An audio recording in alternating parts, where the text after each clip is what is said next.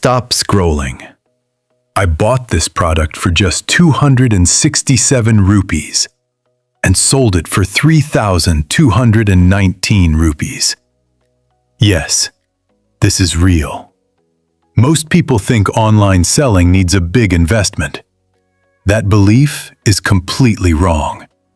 I found this product on Alibaba. I did not guess. I checked demand. I focused on low cost and high profit. This is where most beginners fail. They choose cheap products with no margin. I chose profit first. No shop, no warehouse, no big investment. Just smart product selection and correct pricing. I bought it for 267 rupees and sold it for 3,219 rupees. This works because people buy value, not price.